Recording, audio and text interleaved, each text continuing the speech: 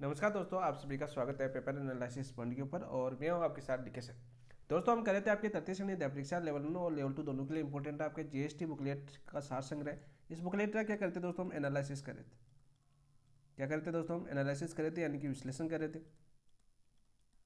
और विश्लेषण की बात करें दोस्तों, तो ये किसके माध्यम से कर रहे थे, वो कर रहे थे दोस्तों हम एमसीक्यू के माध्यम से। किसके माध्यम से कर रहे थे, एमसीक्यू के माध्यम से कर रहे थे, ताकि आपको ये भी पता चले कि जो इंपॉर्टेंट पॉइंट दिए हुए हैं इस बुकलेट के अंदर, यानी जिस्ट के अंदर वही टॉपिक दिए होते हैं जैसा मैं रोज बताता हूँ आपको, जहाँ से क्वेश्चन आपके बार बार पूछे गए या जहाँ से क्वेश्चन आपके आने की संभावना ज़्यादा होती है। तो उन क्वेश्चनों को हम एमसीक्यू के माध्यम से कवर कर रहे थे दोस्तों। और यहाँ पर बात करें जीएसटी बुकलेट की, तो यहाँ पर देखो दो आपके शैक्षणिक परिदृश्य और आरटीआई की बात करें दोस्तों, ये अपनी कंप्लीट हो चुकी है। हम पढ़ रहे थे दोस्तों आपकी सूचना तकनीकी, यानी आईसीटी की अपनी क्लास चल रही थी। यानी अब तक की बात करें दोस्तों, अपनी इसकी 6 क्लास हो चुकी है कंप्लीट। क्लास कितनी हो चुकी है दोस्तों, 6 क्लास अपनी कंप्लीट हो चुकी है। बुकलेट की पीडीएफ की आपका दूसरा सवाल होता है पीडीएफ। अभी भी काफ़ी दोस्त ऐसे हैं जो पूछते हैं कि सर इसकी पीडीएफ कहाँ पर मिलेगी। तो बार बार बता रहा हूँ दोस्तों, टेलीग्राम के ऊपर डाली हुई है, लगभग एक वीक हो चुका है टेलीग्राम पर डाली हुई है। और टेलीग्राम का नाम है दोस्तों अपने paper analysis point, paper analysis point. यदि आप बुकलेट पढ़ना चाहते हो तो बुकलेट पढ़ सकते हो, साथ साथ आपकी एमसीक्यू के माध्यम से पढ़ना चाहते हो तो अपनी क्लास देख सकते हो। यदि एमसीक्यू पीडीएफ के माध्यम से पढ़ना चाहते हो तो दोस्तों पीडीएफ अपने इसी टेलीग्राम के ऊपर डाली हुई है। इसके अलावा आपके जो भी सब्जेक्ट है दोस्तों, चाहे एसएसटी हो, साइंस हो, चाहे मैथ हो, चाहे आपकी हिंदी हो, इंग्लिश हो, संस्कृत हो, चाहे आपके लेवल 1 हो, तो सारी की सारी जितनी भी जिस्ट है दोस्तों, यानी जीएसटी है, वो अपने इसी टेलीग्राम के ऊपर डाल दी गई है। जैसा कि मैं रोज आपको पहले ये बता देता हूँ, इन्फॉर्मेशन दे देता हूँ आपको। अब बात करते हैं दोस्तों आज की। आज हम क्या पढ़ेंगे दोस्तों, आज अपना ये आपका सूचना तकनीकी की बात करें, यानी आईसीटी की बात करें, इंफॉर्मेशन एंड कम्युनिकेशन टेक्नोलॉजी की बात करें, तो इसके लास्ट टॉपिक है वो कंप्लीट हो जाएंगे। यानी आज हम पढ़ेंगे दोस्तों सूचना प्रौद्योगिकी के अनुप्रयोग। कल हम शुरुआत कर चुके थे सूचना प्रौद्योगिकी के अनुप्रयोग। यहाँ से क्वेश्चन आपका पूछा जाता है दोस्तों, सीधा सीधा क्वेश्चन आ जाता है। और इसके अलावा दोस्तों इसके सामाजिक प्रभाव क्या पढ़ेंगे दोस्तों, आपके सामाजिक प्रभाव। और इसी के साथ ये टॉपिक आज का कंप्लीट हो जाएगा दोस्तों, यानी आज आईसीटी आपकी कंप्लीट हो जाएगी इस क्लास के माध्यम से। कल आपको कौन सा टॉपिक पढ़ना है वो कमेंट के अंदर बता देना। राजस्थान का सामान्य ज्ञान पूरी मैराथन होगी, एक क्लास ही होगी, 3 घंटे की लगभग लंबी होगी। आज भी क्वेश्चन इसी का बना रहे थे, आज का प्लान था इसी क्लास लेने पर, लेकिन पूरे क्वेश्चन तैयार नहीं हुए। शैक्षणिक मनोविज्ञान की क्लास एक हम कंप्लीट करेंगे। यानी इस बुकलेट की बात करें आपके 30 क्वेश्चन को कवर करती हैं, तो 30 क्वेश्चन का पूरा एक बार रिवीजन आपका दोबारा हो जाएगा। वैसे हम रिवीजन काफ़ी बार कर भी चुके हैं, लेकिन एक बार जीएसटी बुकलेट का भी दोस्तों का होता है कि जीएसटी बुकलेट पढ़ ले, तो पढ़ेंगे कैसे, तब हम एमसीक्यू निकालेंगे तब पता चलेगा ना जीएसटी का हमें बेनिफिट हुआ कि नहीं हुआ। तो एमसीक्यू के माध्यम से एक बार जीएसटी भी आपकी पूरी कंप्लीट करवा देंगे दोस्तों। चलिए फिर दोस्तों शुरू करते हैं। शुरू करने से पहले जिन दोस्तों ने अभी तक चैनल को सब्सक्राइब नहीं किया है तो वो सब्सक्राइब कर लेना। साथ साथ जिन दोस्तों ने अभी तक अपने चैनल को शेयर नहीं किया या वीडियो को शेयर नहीं किया, तो आज वीडियो को शेयर जरूर कर देना, साथ साथ लाइक भी कर देना, ठीक है, ताकि हमें भी मोटिवेशन मिलता रहे। और आपको कैसा लग रहा है, रिविजन कैसा हो रहा है, वीडियो के अंदर क्या आपको बेनिफिट मिल रहा है कि नहीं मिल रहा है, ठीक है, वो कमेंट में बताया करो, ताकि हमें भी पता चले कि हाँ जो हम आपके लिए जो मेहनत कर रहे हैं उसका बेनिफिट आपको मिल रहा है। ठीक है, कमेंट में लिखने से 2 मिनट से आप बताओगे चीज़ें, तो हमें आगे की क्लास की रणनीति का भी पता चल जाता है कि आगे की क्लास को इस प्रकार से रणनीति के तहत बनाए तो आपको एग्जाम में और ज़्यादा बेनिफिट मिल सकता है। तो आप जो भी आपको डाउट है, जो भी आपका कोई सवाल हो, तो कमेंट के अंदर जरूर लिखिए दोस्तों, तो उसका रिप्लाई भी आपको मिलेगा, साथ साथ उसके अकॉर्डिंग अपनी क्लास भी आपको देखने को मिलेगी। ठीक है, सब कुछ आपके ऊपर निर्भर करता है। तो देखिए आज का पहला क्वेश्चन क्या है, बहुत ही अच्छा क्वेश्चन है आपका। ये आपकी विशेष सूची दे रखी है, तो मैं बता देता हूँ, ये अपना टॉपिक कंप्लीट हो चुका है। इसके अंदर लगभग आपके 9 टॉपिक थे दोस्तों, 9 टॉपिक हम कंप्लीट कर चुके हैं। आईसीटी की बात करें तो देखो आईसीटी की प्रभाव पूरी की पूरी आईसीटी है आपकी, ये भी कंप्लीट हो जाएगी यहाँ पर। चाहे आपकी आईसीटी के पहले की बात करें गठन की लेकर, चाहे हार्डवेयर की बात करें, सॉफ्टवेयर की बात करें, चाहे माइक्रोसॉफ्ट ऑफिस की बात करें, जो हम कल कंप्लीट कर चुके हैं। सूचना प्रौद्योगिकी अनुप्रयोग हम आज करने वाले हैं दोस्तों, और इसके साथ साथ सामाजिक प्रभाव भी आज करने वाले हैं। सूचना प्रौद्योगिकी के प्रभाव की बात करें या अनुप्रयोग की बात करें दोस्तों, जिसके अंदर हम दोस्तों हम कुछ टॉपिक पढ़ चुके थे। जैसे कल हमने ई वाणिज्य तक हमने कंप्लीट किया था, आज हम ई बैंकिंग से हम शुरू करेंगे। तो देखिए अपना पहला क्वेश्चन क्या है, इंटरनेट के माध्यम से ई बैंकिंग सेवाओं का उपयोग क्या कहलाता है। इंटरनेट के माध्यम से ई बैंकिंग सेवाओं का उपयोग क्या कहलाता है दोस्तों, आपका ई कॉमर्स कहलाता है, ई गवर्नेंस कहलाता है, ई बैंकिंग कहलाता है या ई मेल कहलाता है। तो राइट आंसर क्या हो जाएगा दोस्तों, आपका ई बैंकिंग कहलाता है। क्या कहलाता है आपका, ई बैंकिंग कहलाता है। ऑप्शन नंबर 3 आपका राइट आंसर हो जाएगा। ये सारे के सारे प्रीवियस ईयर के क्वेश्चन है दोस्त, एक बार फिर से बता देता हूँ। और हर टॉपिक से क्वेश्चन दिए हुए, और कलाम की बुकलेट के अंदर जीएसटी के अंदर वो एक टॉपिक दिए हुए हैं जहाँ से आपके क्वेश्चन पूछे गए या आने की संभावना हो। तो सारे के सारे वैसे क्वेश्चन मैं बता दूँ जो ये क्वेश्चन आपके सामने है, ये सारे के सारे आपके एग्जाम में आए हुए हैं दोस्त, सीधा क्वेश्चन आपका पूछ ले जाता है। नेक्स्ट क्वेश्चन की बात करते हैं, क्वेश्चन नंबर 2। निम्नलिखित में से IMPS का पूर्ण रूप क्या है? यहाँ से आपका रीट 2022 में क्वेश्चन पूछा गया था दोस्त, रीट 2022 में ऐसे क्वेश्चन पूछा गया था। निम्नलिखित में से IMPS का पूर्ण रूप क्या है? Immediate money processing system, internet military payment system, immediate payment system या इंटीग्रेटेड मोबाइल पेमेंट सर्विस। तो IMPS का फुल फॉर्म क्या हो जाएगी दोस्तों? आपकी हो जाएगी दोस्तों आपका immediate payment system. Option number 3 आपका राइट आंसर हो जाएगा। क्या हो जाएगा दोस्तों? ऑप्शन नंबर 3 आपका राइट आंसर हो जाएगा। यहाँ से कुछ शब्द है जहाँ की फुल फॉर्म आपकी रीट 2022 में पूछी गई थी। जैसे बात करें आपकी, जैसे NEFT की बात करें दोस्तों, तो नेशनल इलेक्ट्रॉनिक फंड ट्रांसफर, सीधा क्वेश्चन आपका पूछा जा सकता है। RTGS की बात करें दोस्त, तो RTGS की फुल फॉर्म क्या हो जाएगी आपकी? Real time gross settlement.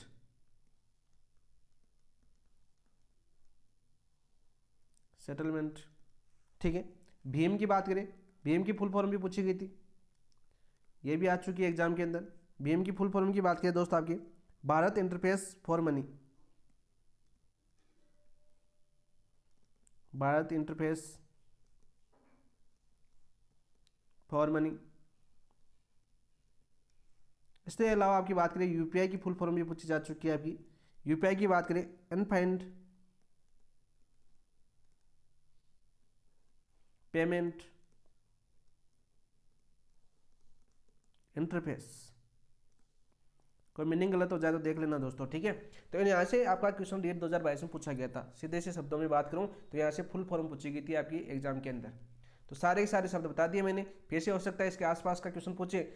तो पिछले बार पूछा गया था आपका IMPS का फुल फॉर्म पूछी गई थी रीट 2022 के अंदर। हो सकता है आगे यानी आज की आपकी एग्जाम होने वाली है जनवरी के अंदर, यहाँ पर इन चारों में से किसी एक की फुल फॉर्म पूछ ले, ठीक है। यदि आसपास के पेपर बनते हैं, यदि उसी पेपर को आधार माने 2022 को और उसके आसपास के पेपर बने, तो सारी चीज़ें आपको कवर होनी चाहिए दोस्तों। नेक्स्ट क्वेश्चन की बात करते हैं दोस्त। यह एक सीधा सा सवाल है दोस्त, कंप्यूटर या इलेक्ट्रॉनिक की युक्तियों के माध्यम से अध्ययन सामग्री उपलब्ध कराने की प्रक्रिया क्या कहलाती है? E-बैंकिंग कहलाती है, E-लर्निंग कहलाती है, E-कॉमर्स कहलाती है या E-गवर्नेंस कहलाती है? तो राइट आंसर क्या हो जाएगा दोस्तों? आपका राइट आंसर हो जाएगा E-लर्निंग कहलाता है। ऑप्शन नंबर 2 आपका राइट आंसर हो जाएगा। क्या हो जाएगा दोस्तों? आपका E-लर्निंग कहलाता है। ऑप्शन नंबर 2 आपका राइट आंसर हो जाएगा। नेक्स्ट क्वेश्चन की बात करते हैं दोस्त। वह ई-लर्निंग प्रणाली जिसमें प्रशिक्षु कंप्यूटर के माध्यम से ही अध्ययन सामग्री प्राप्त करता है क्या कहलाती है? वह ई-लर्निंग प्रणाली जिसमें प्रशिक्षु कंप्यूटर के माध्यम से ही अध्ययन सामग्री प्राप्त करता है क्या कहलाता है? समकालिक ई-लर्निंग, विषमकालिक ई-लर्निंग, शुद्ध ऑनलाइन ई-लर्निंग, मिश्रित ई-लर्निंग। तो राइट आंसर क्या जाएगा दोस्तों? आपके शुद्ध ऑनलाइन ई-लर्निंग। ऑप्शन नंबर 3 आपका राइट आंसर हो जाएगा। फर्स्ट ग्रेड के अंदर ये क्वेश्चन बात करें, ये आपके इंग्लिश में पूछे गए थे। जैसे आपके प्योरली ऑनलाइन आता है आपका ऑप्शन में, तो आपके भी इंग्लिश में भी लिखे हुए आ सकते हैं दोस्त। ये पी है दोस्त, ठीक है। ये आपकी फर्स्ट ग्रेड में पूछा था, फर्स्ट ग्रेड 2025। सीधा सीधा क्वेश्चन आपको पूछा जा सकता है। तो शुद्ध ऑनलाइन ई लर्निंग है आपकी। ऑप्शन नंबर 3 आपका राइट आंसर हो जाएगा। नेक्स्ट बात करते हैं दोस्तों, live online lecture, audio video conferencing तथा लाइव प्रसारण किस प्रकार की ई लर्निंग के उदाहरण है दोस्त? विषमकालिक है या आपके समकालिक है, मिश्रित है या शुद्ध ऑनलाइन है? लाइव ऑनलाइन लेक्चर आमने सामने की बात करें तो कैसे है दोस्तों आपकी बताओ? समकालिक यानी उसी समय यानी समान समय में। तो ऑप्शन नंबर 2 आपका राइट आंसर हो जाएगा। देखो शब्दों को पकड़ लेना दोस्तों। ऑप्शन नंबर 2 आपका राइट आंसर हो जाएगा।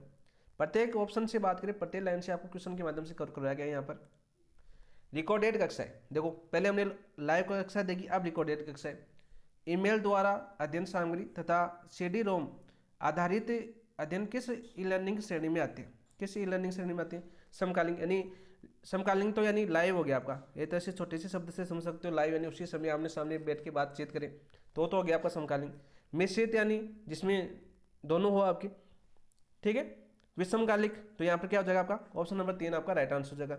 शुद्ध ऑनलाइन की बात करें, हम पीछे पढ़ चुके हैं। प्रशिक्षु कंप्यूटर के माध्यम से संचार का अध्ययन सामग्री प्राप्त करता है, वो क्या होता है आपका? शुद्ध ऑनलाइन। जैसे आपका पहला क्वेश्चन देखा, यहाँ पर 2 क्वेश्चन छोड़ गए, ये रहा आपका, ये तो क्वेश्चन था आपका। तो सभी पॉइंट से आपका क्या क्वेश्चन आ गया आपका? ई लर्निंग की बात करें, तो ऑप्शन नंबर 3 आपका राइट आंसर हो जाएगा। नेक्स्ट बात करते हैं वह ई लर्निंग मॉडल जिसमें पारंपरिक शिक्षण और ऑनलाइन शिक्षण दोनों का समावेश होता है। पारंपरिक शिक्षण का और ऑनलाइन शिक्षण दोनों का समावेश होता है, क्या कहलाता है दोस्तों? वो मिश्रित कहलाता है। क्या कहलाता है आपका? मिश्रित कहलाता है। तो ऑप्शन नंबर 4 आपका राइट आंसर हो जाएगा। देखो दोस्तों हमने क्या पढ़ा, हमने पढ़ा दोस्तों ई लर्निंग। हमने क्या पढ़ा? ई लर्निंग पढ़ा। ठीक है दोस्तों, ई लर्निंग क्या होता है दोस्तों? प्रशिक्षण, शैक्षणिक या सीखने की सामग्री कंप्यूटर या इलेक्ट्रॉनिक उपकरण के उपयोग से एक विद्यार्थी को पाठ्यक्रम सामग्री उपलब्ध कराना। इसके प्रकार पूछे, टाइप पूछे, तो कितने पढ़े दोस्तों? हमने 4 पढ़े। कितने पढ़े? 4। पहला पढ़ा कौन सा आपका? Purely online. ठीक है, यानी आपकी शुद्ध ऑनलाइन। शुद्ध ऑनलाइन लिख सकते हो, इंग्लिश में बता देता हूँ क्योंकि फर्स्ट ग्रेड 2025 में ऐसे क्वेश्चन पूछ लिया गया। समकालिक, सचुरांश। तीसरा कौन सा पढ़ा दोस्तों हमने? ये क्या हो जाएगा आपका? समकालिक। तीसरा हो जाएगा आपका विषमकालिक।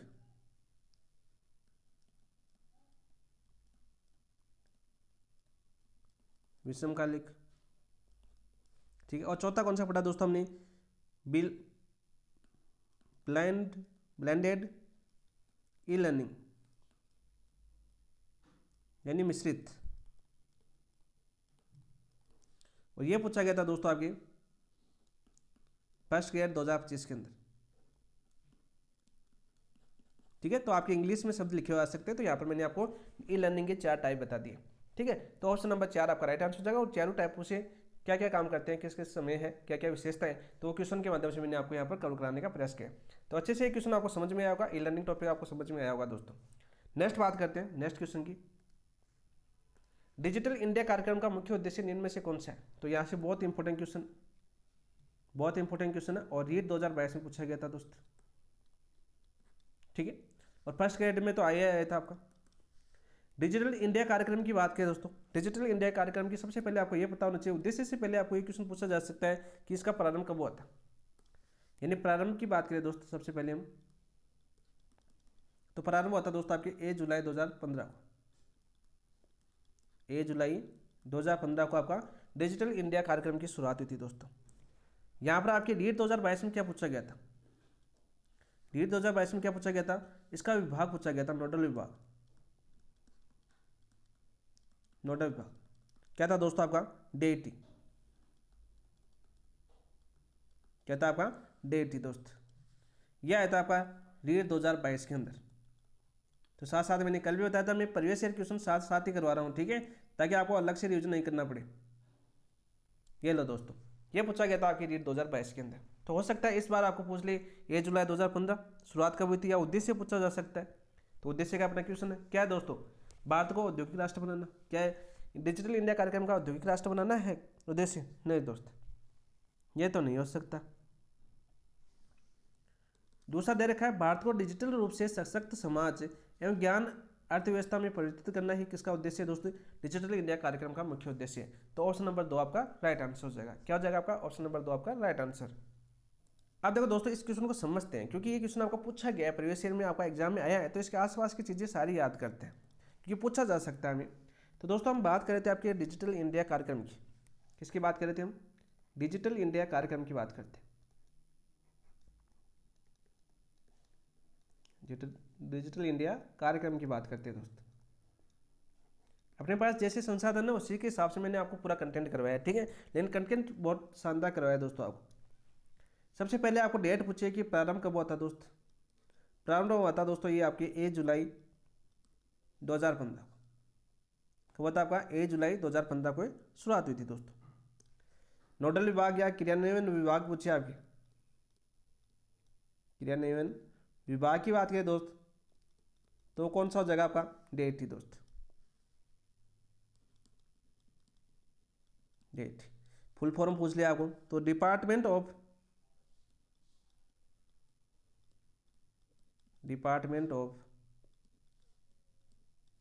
Electronic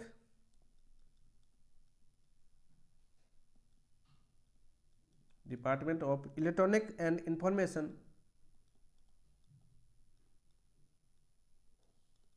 information technology. सीधा क्वेश्चन आपको पूछा जा सकता है। अब देखो उद्देश्य हम देख चुके हैं, लेकिन विजन याद करना दोस्तों, इसके कुल विजन कितने थे, यहाँ से इंपॉर्टेंट बन सकता है क्वेश्चन आपके। कुल विजन की बात करें दोस्तों तो इसके 3 विजन थे। कितने थे आपके? 3 विजन थे। कौन कौन से? जैसे हम पहले की बात करें तो पहला था हर नागरिक हेतु उपयोगिता के तौर पर डिजिटल ढांचा। हर नागरिक हेतु उपयोगिता के तौर पर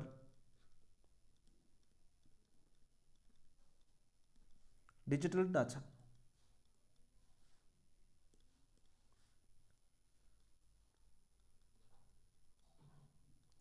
सीधा पूछा जा सकता है। दूसरा विजन क्या था इसका? मांग पर संचालन एवं सेवाएं। मांग पर संचालन व सेवाएं।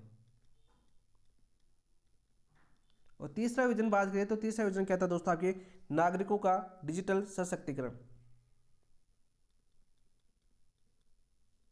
नागरिकों का डिजिटल सशक्तिकरण।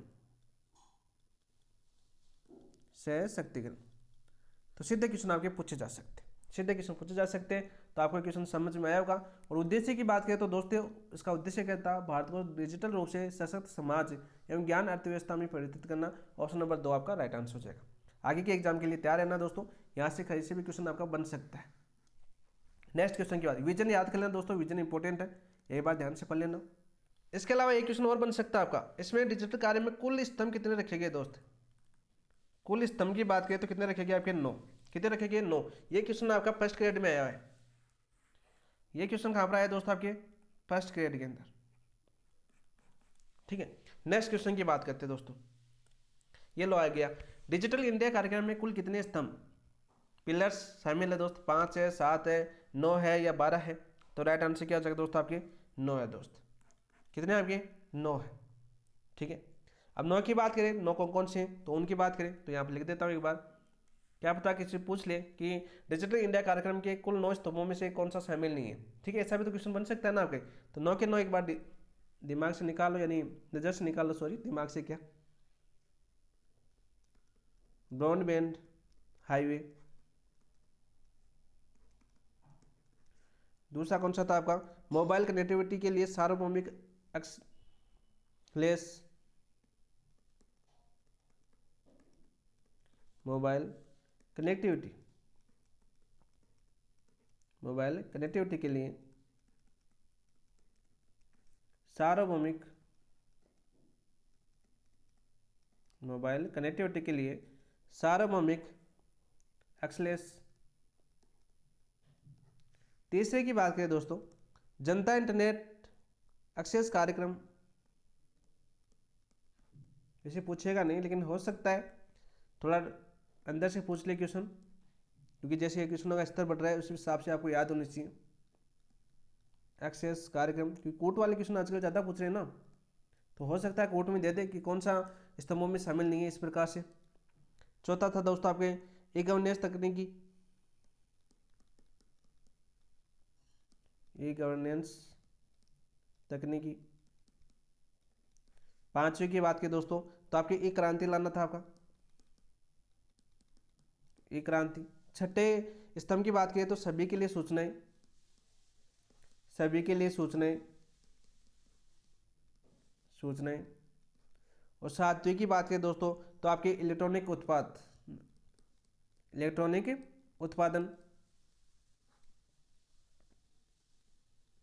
उत्पादन सीधा पूछा जा सकता है। आठवां स्तंभ कौन सा था दोस्तों आपके? नौकरियों के लिए आईटी, नहीं बेरोजगारों के लिए भी सोचा गया था इसके अंदर, नौकरियों के लिए आईटी। और नौवां और अंतिम स्तंभ था दोस्तों आपके जल्दी पैदावार कार्यक्रम। ये भी था क्या दोस्त? पैदावार कार्यक्रम। तो पूछा जा सकता है, ऐसी बात नहीं है, लेकिन इतना डीप क्वेश्चन नहीं पूछता, लेकिन पूछा जा सकता है। आजकल ट्रेंड बदल रहा है, आप सभी को पता है, डीप क्वेश्चन आ रहे हैं आपके। तो डिजिटल इंडिया कार्यक्रम में कुल कितने स्तंभ है दोस्त आपके? 9 है। तो यहाँ तक तो आपको पूछ लिया गया फर्स्ट ग्रेड के अंदर। जैसे फर्स्ट ग्रेड को भी ये ऊपर से क्वेश्चन पूछा है, सीधे पूछे कि कितने स्तंभ है, ठीक है, यानी डीप से नहीं पूछा आपका। तो हो सकता है आपकी रिपीट भी हो जाए, क्योंकि ये जरूरी नहीं कि आरपीएससी ने पूछा। यदि फर्स्ट ग्रेड की एग्जाम आरपीएससी कराता है और आपकी एग्जाम अधीनस्थ बोर्ड करवाता है, तो जरूरी नहीं कि अधीनस्थ आरपीएससी ने पूछा तो अधीनस्थ बोर्ड नहीं पूछ सकता है भाई। ठीक है, नेक्स्ट क्वेश्चन की बात करते हैं दोस्त। ये भी बहुत अच्छा क्वेश्चन है। डिजिटल सिग्नेचर में किसी दस्तावेज को हस्ताक्षर करने के लिए किस कुंजी का उपयोग किया जाता है? बहुत अच्छा क्वेश्चन पूछा गया, ये भी इंपॉर्टेंट क्वेश्चन है। बाय डिजिटल सिग्नेचर में किसी दस्तावेज को हस्ताक्षर करने के लिए किस कुंजी का उपयोग किया जाता है? पब्लिक की का, प्राइवेट की का, मास्टर की का या सेशन की का? तो राइट आंसर क्या जाएगा दोस्तों? आपकी प्राइवेट की का उपयोग किया जाता है। ऑप्शन नंबर 2 आपका राइट आंसर हो जाएगा। ऑप्शन नंबर 2 आपका राइट आंसर हो जाएगा। और राजस्थान सरकार की बात करें हम, यहाँ पर नोट लगा के याद कर लेना दोस्तों। क्या याद करना है? राजस्थान सरकार ने सूचना प्रौद्योगिकी अधिनियम 2002 के तहत सूचना प्रौद्योगिकी अधिनियम याद करो दोस्तों साथ साथ। कब आया था आपका? 2000। ये डेट भी पूछी जा चुकी है कि राजस्थान में सूचना प्रौद्योगिकी अधिनियम कब आया था, तो 2000 के अंदर आया था। याद कर लो, राजस्थान में सूचना प्रौद्योगिकी अधिनियम कब आया था दोस्त? 2000 के अंदर आया था। इसके तहत दोस्तों आपके राज ई साइन को वैध डिजिटल हस्ताक्षरों में अधिकृत किया गया है। इसके तहत कौन से को? राज ई साइन वैध डिजिटल हस्ताक्षर के रूप में अधिकृत किया है दोस्त, अधिकृत किया है। तो सीधा पूछा जा सकता है। ये क्वेश्चन आपका आ चुका है भाई। सूचना प्रौद्योगिकी अधिनियम कब आया था राजस्थान के अंदर? तो 2000 के अंदर आया था। कब आया था आपका? 2000 के अंदर आया था दोस्त। और डिजिटल सिग्नेचर में किसी दस्तावेज को हस्ताक्षर करने के लिए किस कुंजी का उपयोग किया जाता है दोस्त? आपकी प्राइवेट कुंजी का। तो ऑप्शन नंबर 2 आपका राइट आंसर हो जाएगा। नेक्स्ट क्वेश्चन की बात करते हैं दोस्त। नेक्स्ट क्वेश्चन क्या आपका? इंटरनेट के माध्यम से डेटा का संग्रहण एवं प्रबंधन करने की तकनीक क्या कहलाती है? यानी इंटरनेट के माध्यम से दोस्त, यानी इंटरनेट के माध्यम से डेटा का संग्रहण एवं प्रबंधन करने की तकनीक क्या कहलाती है? ई लर्निंग कहलाती है दोस्तों? नहीं, यानी जो आपके जैसे फाइल वगैरह आप क्लाउड के अंदर डालते हो ना, मोबाइल की बात कर लेते हैं, साधारण एग्जांपल से समझ सकते हैं। आजकल क्लाउड का ऑप्शन आता है, वैसे अभी 5वीं पीढ़ी चल रही है तो 5वीं पीढ़ी में क्लाउड का आ गया ना ऑप्शन। ठीक है, एसएसडी के साथ क्या आता है आपका दोस्तों? क्लाउड आता है, यानी ऑनलाइन अपनी फोटोज वगैरह वीडियो वगैरह आप सेव कर सकते हो। तो क्लाउड कंप्यूटिंग कहलाता है वो दोस्तों। ऑप्शन नंबर 2 आपका राइट आंसर हो जाएगा। क्या जाएगा दोस्तों? ऑप्शन नंबर 2 आपका राइट आंसर हो जाएगा। जैसे हम मोबाइल के अंदर देखते हो ना, ड्राइव का नाम सुना होगा आपने, गूगल ड्राइव। ठीक है, इसके अंदर हम फाइल अपने सेव करते हैं ना, वो क्या होगा दोस्तों? क्लाउड ही तो है एक तरह का। तो ऑप्शन नंबर 2 आपका राइट आंसर हो जाएगा। नेक्स्ट क्वेश्चन की बात करते हैं दोस्तों। फेसबुक की स्थापना किस वर्ष मार्क जुकरबर्ग द्वारा की गई थी? यहाँ से अभी क्वेश्चन आपका रीड 2022 में पूछा गया था दोस्त। यानी इन जो 8-9 आपके है वर्तमान में, और वर्तमान की बात करें तो जोहो काफ़ी चर्चा के अंदर रहता, आप सभी को पता है ना, जोहो चर्चा में रहता नहीं रहता भाई? अपडेट रहा करो, नहीं पता है तो। फेसबुक की स्थापना किस वर्ष मार्क जुकरबर्ग द्वारा की गई थी? 2000, 2002, 2004, 2006? तो राइट आंसर क्या हो जाएगा? साइंस में तो वालों के फेसबुक वाला पूछा था। ठीक है, 2000, 2002, 2004, 2006? तो राइट आंसर क्या जाएगा दोस्तों? आपके 2004। ऑप्शन नंबर 3 आपका राइट आंसर हो जाएगा। क्या जाएगा? ऑप्शन नंबर 3 आपका राइट आंसर हो जाएगा। ठीक है, वर्तमान में ये सोशल साइट मेटा के नाम से प्रचलित है। वर्तमान में किसके नाम से प्रचलित है दोस्त? फेसबुक का नाम क्या कर दिया गया दोस्तों? मेटा कर दिया गया। सीधा किससे पूछा जा सकता है कि वर्तमान में फेसबुक का नाम क्या है दोस्तों? मेटा है। ऑप्शन नंबर 3 आपका राइट आंसर हो जाएगा। किसके द्वारा शुरू की गई थी? आपकी मार्क जुकरबर्ग द्वारा शुरू की गई थी। नेक्स्ट क्वेश्चन, व्हाट्सएप एप्लीकेशन की शुरुआत किस वर्ष हुई थी? अपना व्हाट्सएप कब आया था दोस्तों? 2007 में आया था, 2009 में आया था, 2011 में, 2013 में? ये व्हाट्सएप ये फेसबुक वगैरह अपन थे ना, ठीक है, अपन का जन्म हुआ था धरती पर आए थे, उस टाइम नहीं थे दोस्त। आजकल वाली पीढ़ी हमसे ज़्यादा जानती है व्हाट्सएप वगैरह के बारे में। व्हाट्सएप एप्लीकेशन की शुरुआत किस वर्ष हुई थी? 2007 के अंदर, 2009 के अंदर, 2011 के अंदर या 2013 के अंदर? तो राइट आंसर क्या जाएगा दोस्तों आपका? बताओ भाई।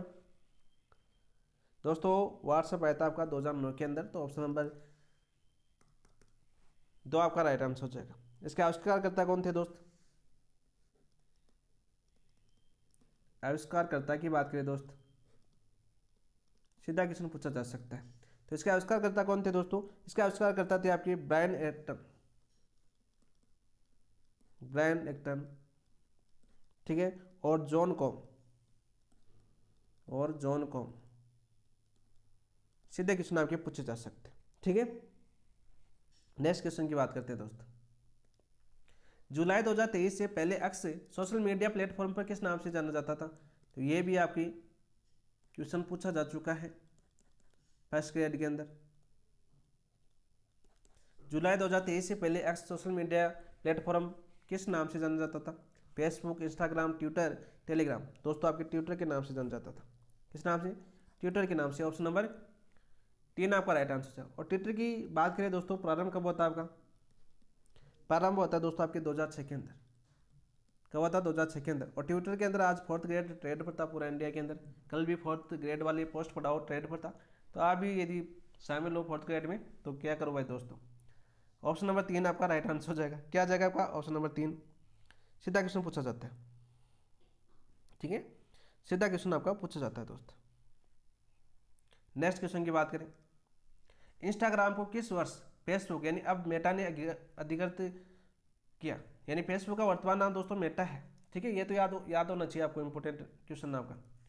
इंस्टाग्राम को किस वर्ष फेसबुक ने अधिकृत किया? यानी अब फेसबुक ने इंस्टाग्राम को खरीद लिया। कब खरीदा दोस्त? 2010 में खरीदा, 2011 में, 2012 में या 2014 के अंदर? तो राइट आंसर क्या आ जाएगा दोस्तों? 2012 के अंदर। ये तो किसने खरीदा? आपके फेसबुक खरीदा। अब देखो इंस्टाग्राम की बात करें, जैसे इनके प्रतीक चिन्ह का भी पूछा जाता है मिलान, कि ये पर्सन किसका? जैसे कलाम ने टेस्ट में पूछा था, आपको याद है कि नहीं? याद होना चाहिए मेरे हिसाब से। तो दोस्तों इसकी शुरुआत यानी प्रारंभ कब होता है? प्रारंभ होता है दोस्तों आपकी 2010 के अंदर। यानी आविष्कारकर्ता कौन थे दोस्तों इसके? आविष्कारकर्ता की बात करें दोस्तों सबसे पहले तो इसका आविष्कारकर्ता थे आपके केविन सिस्ट्रोम। एक तो थे आपके केविन सिस्ट्रोम और एक थे दोस्तों आपके, थोड़ा सही लिख देता हूँ मैं, ठीक है, ताकि कुछ दोस्त क्या होते हैं पीडीएफ भी पढ़ते हैं। ठीक है, तो उनके लिए थोड़ा सही लिख देता हूँ मैं। सिस्ट्रोम थे दोस्त एक तो, और दूसरे व्यक्ति कौन थे दोस्तों आपके? माइक क्राइगर थे। माइक क्राइगर, दो व्यक्ति थे। किसका आविष्कार करता? आपके इंस्टाग्राम के आविष्कार करता। कब किया था दोस्तों? आपके 2010 के अंदर किया था। फेसबुक ने कब खरीदा दोस्तों? 2012 के अंदर खरीद लिया। ऑप्शन नंबर 3 आपका राइट आंसर हो जाएगा। नेक्स्ट क्वेश्चन की बात करते हैं दोस्तों आपके, यूट्यूब को निम्न में से किस कंपनी ने वर्ष 2006 में खरीद लिया? पहले यूट्यूब था एक स्वतंत्र एप्लीकेशन था, फिर इसको किस कंपनी ने वर्ष 2006 में खरीद लिया? ये क्वेश्चन भी आपका पूछा जा चुका है। मेटा, माइक्रोसॉफ्ट, गूगल या एप्पल? तो दोस्तों आपके यूट्यूब ने खरीद लिया था आपके गूगल ने। किसने खरीद लिया? गूगल ने। कब? 2006 के अंदर। यूट्यूब की बात करें, जैसे अभी आप पढ़ रहे हो तो किसके ऊपर पढ़ रहे हो? यूट्यूब के ऊपर पढ़ रहे हो। इसका प्रारंभ की बात करें सबसे पहले तो कब हुआ था? 2005 के अंदर। यानी यूट्यूब 2005 के अंदर आ गया था दोस्त। सबसे ज़्यादा विस्तारित हुआ दोस्तों आपके किसके अंदर? कोरोना काल के अंदर। इसके आविष्कारकर्ता की बात करें दोस्त, आविष्कारकर्ता की बात करें तो कौन थे दोस्त? इसके 3 जने थे दोस्तों आपके। एक भारत का भी था, चार्ल्स हर्ले। दूसरे थे दोस्तों आपके स्टीव चोना। और तीसरे थे दोस्तों आपके जावेद करीम। इन 3 व्यक्तियों ने लॉन्च किया था इसको, यूट्यूब को। कब? 2005 के अंदर। और गूगल ने कब खरीदा दोस्तों? 2006 के अंदर ही खरीद लिया। अगले वर्ष गूगल को पहले पता चल गया कि ये बहुत आगे जाने वाला है। ठीक है, और आज करोड़ों लोगों को रोजगार दे रहा है।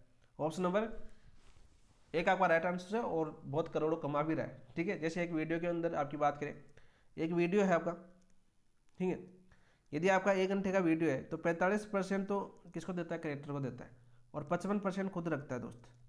तो फायदा किसको हो रहा है? क्रिएटर को। तो आपके यानी जो वीडियो मैं बना रहा हूँ तो मान लीजिए मुझे इस पर जो आएंगे तो वो कितने आएंगे दोस्तों? 45% ही आएंगे। ठीक है, और 55% कौन लेगा दोस्तों? आपका यूट्यूब खुद ले लेगा। ठीक है, ये निजी जानकारी है। तो गूगल कमाई कर रहा है ना बहुत ज़्यादा भयंकर तरीके से। ऑप्शन नंबर 3 आपका राइट आंसर हो जाएगा। नेक्स्ट क्वेश्चन की बात करते हैं दोस्त। नेक्स्ट क्वेश्चन क्या आपका? टेलीग्राम, ये अपना साथी है दोस्त। ये अपना क्या है? साथी है। बहुत ज़्यादा दोस्तों को यहाँ पर फ़ायदा मिला है। यदि सही यूज किया ना टेलीग्राम का तो आपके लिए बेनिफिट है। और टेलीग्राम यदि आपने विभिन्न ग्रुपों में विभिन्न जैसे पीडीएफ आती है, प्रत्येक कोचिंग की पीडीएफ आती है, तो ऐसे ग्रुपों में जुड़ने का भी कोई फायदा नहीं है। ठीक है, हर कोचिंग की पीडीएफ नहीं पढ़ी जाती दोस्त। यदि आपके पास कंटेंट नहीं है तो पूरा एक सेलो, चाहे किसी भी कोचिंग का ले लो कंटेंट, ऐसी बात नहीं है आप कलाम का लो, किसी भी कोचिंग का ले लो, चाहे खुद के नोट्स सबसे ज़्यादा पहले इंपॉर्टेंट होते हैं, खुद के नोट्स हमेशा। फिर होते हैं दोस्तों कोई कंटेंट जो आपके पास नहीं है, या ऐसा हो सकता है कि खुद के नोट्स नहीं बना पाए, कोचिंग नहीं कर पाए, तो हम बुकलेट वगैरह कवर करें। तो दोस्तों कलाम के अलावा कोई बुकलेट मत लेना, क्योंकि ऑथेंटिक बुक है वो, सारी की सारी कॉपी है आपकी कौन, कलाम की बुकलेट। आप देख सकते हो सबसे बड़ा बेस्ट कंटेंट है, और उन्हीं से आप अपने खुद के नोट्स बना सकते हो, क्लासों के माध्यम से, एमसीक्यू के माध्यम से कर सकते हो, कवर कर सकते हो। लेकिन एक होता है तरीका होता है पढ़ने का भी, जैसे बहुत से एग्जाम पीडीएफ आ जाती है, वही पीडीएफ बार बार आप कवर हो जाती है, तो वहाँ से कोर्स नहीं होता है दोस्त। ऐसी बात नहीं, करने वाले करते भी, लेकिन वो सिलेक्ट क्या कर लेते हैं, वो उनको जो चीज़ें चाहिए होती हैं वो सिलेक्ट कर लेते हैं। ऐसा नहीं कि कोई टॉपिक किसी दूसरे कोचिंग में समझ में आया तो वो बुक ले ली, ऐसा नहीं। बार बार उन्होंने एक बार कंटेंट इकट्ठा किया अपना, फिर उस कंटेंट के हिसाब से उन्होंने प्रिंट निकलवाए और आराम से पढ़ना शुरू कर दिया, ठीक है। तो बार बार टेलीग्राम पर भी मत घुमा करो दोस्तों। तो टेलीग्राम एप्लीकेशन का विकास किस वर्ष किया गया था? 2010, 2011, 2013, 2015। तो राइट आंसर हो जाएगा आपका 2013 के अंदर, ऑप्शन नंबर 3 आपका राइट आंसर हो जाएगा। और याद करना दोस्तों, टेलीग्राम इस वर्ष चर्चा में रहा था, क्योंकि आतंकवादी गतिविधियां वगैरह हुई थी इसके ऊपर, तो बैन वगैरह की कई बातें सामने आई थी, तो क्वेश्चन पूछने की संभावना हो जाती है, क्योंकि जो एग्जामिनर जो क्वेश्चन बनाता है ना, उसको ये चीज़ें देखता है कि वर्तमान में चर्चित कौन सी रही थी, तो वो देखना चाहता है कि बच्चे को ये चीज़ें मालूम है कि नहीं है, ठीक है। यदि आपको मालूम है कि इस तरह से टेलीग्राम पर बैन वगैरह लगा था, तो वो एग्जामिनर सोचेगा, हम देखते हैं बच्चे की समझ को, देखते हैं कि वो चर्चित माहौल यानी वर्तमान माहौल के अंदर है कि नहीं है, तो ऐसे क्वेश्चन पूछने की ज़्यादा संभावना होती है। जैसे कि फर्स्ट ग्रेड पॉलिटिकल साइंस का पेपर देखा था ना आपने, पूरे के पूरे नवीनतम क्वेश्चन थे, वो भी सारे चर्चित, यानी PIP रिपोर्ट से सारे क्वेश्चन आए थे आपके, लेकिन पास 6 जने हुए, तो वो गलती उनकी नहीं है, टीचर वालों की गलती नहीं है दोस्तों। उन्होंने पूरा सिलेबस के अंदर दे रखा था, तो सिलेबस के अकॉर्डिंग उन्होंने PIP रिपोर्ट से पूरा चर्चित पेपर बना दिया। यदि विश्लेषण किया है तो देखना दोस्तों। तो टेलीग्राम की बात करें 2013 के अंदर आया था। कब आया था आपका? 2013 के अंदर आया था। कैसा आपका? क्लाउड बेस्ड इंस्टेंट मैसेजिंग है, यानी क्लाउड, आप सब नहीं पता कैसा एप्लीकेशन है ये, ऐप की बात करते हैं। कैसा है दोस्तों ये? Cloud based instant messaging app है दोस्त, ठीक है, एप्लीकेशन है। इस तरह से बोलते हूँ, यहाँ पर आप जो भी PDF वगैरह अपने सिलेक्टेड PDF डालो, जिंदगी में कभी खोल के देख लेना, यदि एप्लीकेशन रहता है तो आपको वैसे की वैसी मिलेगी, कभी डिलीट नहीं होगी दोस्त, ठीक है। कोई पर्सनल मत डाल देना, आजकल कोई सेफ नहीं है दोस्त, यानी पढ़ाई जो पढ़ाई के संबंधित है, इंपॉर्टेंट है, ऐसी PDF रख सकते हो, समझ रहा करो, ठीक है। आजकल ये सोशल मीडिया बहुत बुरी चीज़ होगी। 2013 के अंदर दोस्तों ये आपके आया था दोस्तों, और इसके संस्थापक यानी आविष्कार कौन थे? संस्थापक लिख देता हूँ आपको। तो दोस्तों इसके संस्थापक थे आपके निकोलाई एवं पावेल, 2 व्यक्ति थे। एक तो थे आपके दोस्तों निकोलाई, रूस का ऐप है नहीं, निकोलाई, और दूसरे कौन थे आपके? पावेल। तो ये 2 व्यक्ति थे दोस्त। नेक्स्ट क्वेश्चन की बात करते हैं दोस्त। नेक्स्ट क्वेश्चन क्या है? व्हाट्सएप के विकल्प के रूप में जोहो द्वारा विकसित भारतीय मैसेजिंग ऐप कौन सा है? मोस्ट इंपॉर्टेंट क्वेश्चन है, क्योंकि बहुत ज़्यादा चर्चा में रहता दोस्त, बहुत ज़्यादा चर्चा में रहता जोहो ऐप, आप सभी को पता है, ठीक है। व्हाट्सएप के बंद होने की भी खबरें आ गई थी, काफ़ी दोस्तों ने अकाउंट भी बना लिए, लेकिन जोहो सब्सक्राइबर नहीं कर पाया, ठीक है। अभी आ रहा क्या? अरे आ रहा क्यों नहीं है? अरे पैसे मिल गए ठीक है ना, पैसे मिल गए। व्हाट्सएप के विकल्प में जोहो द्वारा विकसित भारतीय मैसेजिंग ऐप कौन सा है? सिंगल, अराताई, हाइक या को? तो दोस्तों आपके अराताई, ऑप्शन नंबर 2 आपका राइट आंसर हो जाएगा। ऑप्शन नंबर 2 आपका राइट आंसर हो जाएगा दोस्त। अराताई कैसा शब्द है दोस्तों? आपके तमिल शब्द। कैसा शब्द है? आपके तमिल शब्द है, और इसका अर्थ क्या होता है दोस्तों? आपका बातचीत। इसका अर्थ होता है आपका बातचीत। सीधा क्वेश्चन आपका पूछा जा सकता है। नेक्स्ट क्वेश्चन की बात करें, इंडिया में थोड़ा सा समझते हो आप, समझदार हो। जोहो मेल किस प्रकार की सेवा भारतीय विकल्प है? जोहो मेल किस प्रकार की सेवा का भारतीय विकल्प है? Social networking, search engine, email सेवा, वीडियो स्ट्रीमिंग। तो राइट आंसर क्या हो जाएगा दोस्तों? आपका ईमेल सेवा दोस्त। ऑप्शन नंबर 3 आपका राइट आंसर हो जाएगा। ईमेल सेवा आपका राइट आंसर हो जाएगा। और इसे विकसित किसने किया दोस्तों? आपके जो कंपनी के फाउंडर है, CEO कौन है इसके? जो के CEO कौन है दोस्त? वो आपके श्रीधर वेम्बू। श्रीधर सीधा क्वेश्चन आपका पूछा जा सकता है। ये दोनों क्वेश्चन याद करना दोस्तों इंपॉर्टेंट है आपके लिए। रीट 2025 वाली एग्जाम है, यानी कि 26 में आपकी 17 जनवरी से लेकर आपकी 20 जनवरी तक जो एग्जाम होने वाली है, जो मेल और जो यानी अराताई व्हाट्सएप, दोनों चीज़ें आपको याद करनी है। पूछेगा 100% छपेगा, देख लेना। साथ साथ टेलीग्राम भी याद करना। नेक्स्ट क्वेश्चन की बात करते हैं दोस्तों। भारत में इंटरनेट सेवा की शुरुआत किस संस्था द्वारा की गई थी? भारत में इंटरनेट सेवा की शुरुआत किस संस्था द्वारा की गई थी? BSNL द्वारा, NIC द्वारा, VSNL द्वारा, ट्राई द्वारा। तो राइट आंसर क्या हो जाएगा आपका? VSNL द्वारा की गई थी दोस्त। किसके द्वारा? VSNL द्वारा की गई थी। सीधा क्वेश्चन आपका पूछा जा सकता है। तो यहाँ पर बात कर रहे हैं दोस्तों आपकी इंटरनेट की। किसकी बात करें? इंटरनेट की। और यहाँ से भी रीट 2022 में क्वेश्चन आया था दोस्तों आपके। इंटरनेट की बात करते हैं। सबसे पहले तो पूरा नाम की बात करें तो इंटर कनेक्टेड नेटवर्क।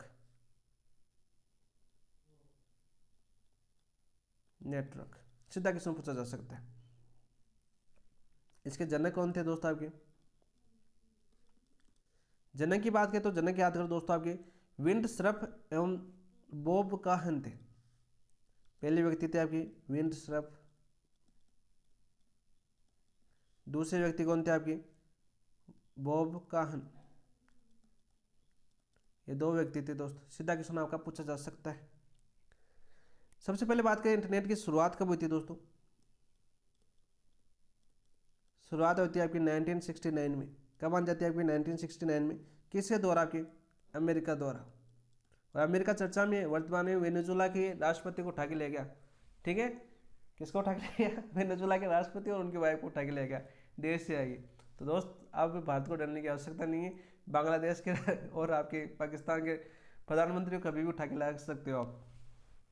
ठीक है, अब अंतर्राष्ट्रीय रूल लागू नहीं होंगे। और पहला काम चाइना करेगा, ताइवान के राष्ट्रपति को उठा के लेके आएगा, देख लेना आप।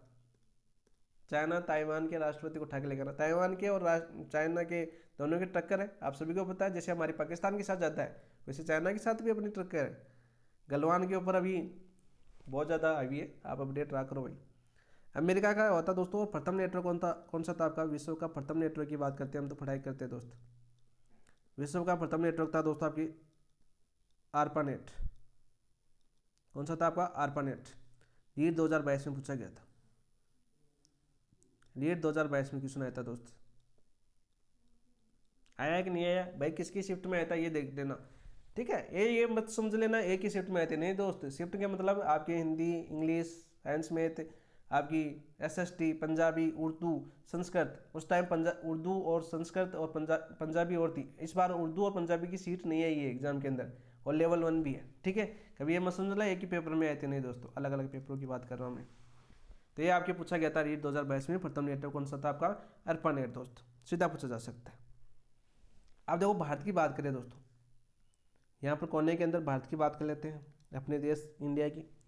यहाँ पर दोस्तों आपके इंटरनेट लॉन्च कब हुआ आपका? भारत में इंटरनेट लॉन्च कब हुआ दोस्त? यह होता आपका दोस्तों आपके 14 अगस्त 1995 को। 14 अगस्त 1995 को लॉन्च हुआ था दोस्त। और सर्वप्रथम उपयोग कब किया गया? सर्वप्रथम उपयोग पूछे आपको। देखो लॉन्च और उपयोग दोनों क्वेश्चन आपके आ चुके हैं। लॉन्च होता दोस्तों आपके 14 अगस्त 1995 को, और सर्वप्रथम उपयोग किया गया था अपने आज़ादी के दिन यानी 15 अगस्त 1995 को। यानी जो भी काम है, जैसे बड़ी बड़ी योजनाएं है ना, अपने आज़ादी के दिवस पे आई है। और इस बार आपकी जाना जो गणतंत्र दिवस की परेड अपने जयपुर के अंदर ही है। ठीक है, रीट की एग्जाम देखिए 26 जनवरी को आराम से देख के आना। नहीं, यह तो सैनिक दिवस पर ही है शायद, 15 जनवरी सैनिक दिवस पर ही आपकी शायद 15 जनवरी को थल सेना दिवस है ना, उसके ऊपर ही है। मैंने सोचा 26 जनवरी को दिल्ली में धुंध था, तो हो सकता है यहाँ पर हो जाए। देखते हैं, बाकी अभी अपडेट नहीं है दोस्त, मैंने देखा नहीं शायद। और भारत में किसके द्वारा किया गया था दोस्त? आपके BSNL द्वारा किया गया था। ठीक है, नेक्स्ट क्वेश्चन की बात करते हैं। वर्ल्ड वाइड वेब, ये क्वेश्चन भी पूछा गया था। इसकी फुल फॉर्म पूछी गई थी दोस्त, लेवल फर्स्ट के अंदर। लेवल फर्स्ट के अंदर पूछा गया था। इसकी फुल फॉर्म क्या है? वर्ल्ड वाइड वेब का आविष्कार किसने किया था दोस्त? विंडसर्फ। देखो विंडसर्फ का नाम सुना है कि नहीं सुना आपने? सुना है दोस्त। इंटरनेट का आविष्कार किया था। इन दोनों ने मिलकर किसका आविष्कार किया था आपके दोस्तों? इन दोनों ने मिलके इंटरनेट का आविष्कार किया था। जो आज चला रहे हो ना, आप देख रहे हो, इसका आविष्कार टिम बर्नर्स ली। तो ऑप्शन नंबर क्या हो जाएगा दोस्तों राइट आंसर? ऑप्शन नंबर 3 आपका राइट आंसर हो जाएगा। बिल गेट्स, देखो नाम सुना ना आपने, बिल गेट्स, किसका आविष्कार किया था भाई दोस्त? कमेंट में बताओ। जिस दोस्त ने कल की क्लास लिए ना दोस्त, कल की क्लास ली है, तो उसको बिल गेट्स का पता है दोस्तों। अरे भाई कल हमने क्या पढ़ा था? माइक्रोसॉफ्ट ऑफिस पढ़ा था ना, माइक्रोसॉफ्ट ऑफिस। उसके जनक कौन है आपके? बिल गेट्स ही है। याद करो भाई, क्लास लो, ध्यान से पढ़ो, क्वेश्चन पूछे जाते हैं सीधे सीधे। ऑप्शन नंबर 3 आपका राइट आंसर हो जाएगा। नेक्स्ट क्वेश्चन की बात करें दोस्तों, किसी वेबसाइट के मुख्य पेज को क्या कहा जाता है? Web page, URL, home page, link page. तो राइट आंसर क्या हो जाएगा दोस्तों? आपकी वेबसाइट कहा जाता है। किसी वेबसाइट के मुख्य पेज को क्या कहा जाता है दोस्त? बताओ भाई। होम पेज कहा जाता है। तो ऑप्शन नंबर 3 आपका राइट आंसर हो जाएगा। क्या हो जाएगा दोस्तों? ऑप्शन नंबर 3 आपका राइट आंसर हो जाएगा। सीधा सीधा क्वेश्चन आपके पूछे जा सकते हैं। नेक्स्ट क्वेश्चन की बात करें, प्रत्येक वेब पेज तक पहुंचने के लिए किसकी आवश्यकता होती है? पर वेब पेज तक पहुंचने के लिए किसकी आवश्यकता होती है? आईपी एड्रेस की होती है, यूआरएल की होती है, डोमेन की होती है, सर्वर की होती है। तो दोस्तों आपके यूआरएल की होती है। तो ऑप्शन नंबर 2 आपका राइट आंसर हो जाएगा। क्या हो जाएगा आपका?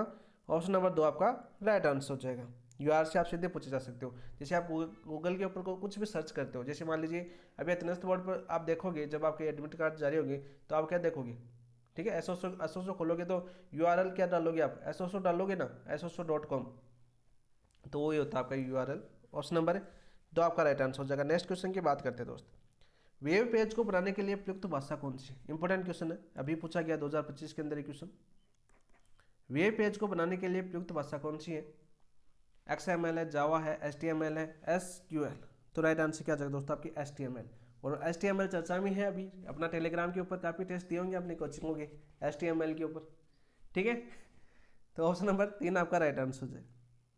ऑप्शन नंबर 3 आपका राइट आंसर हो जाएगा। और दोस्तों यहाँ पर याद कर लेना दोस्तों, रीट 2022 में पूछा गया था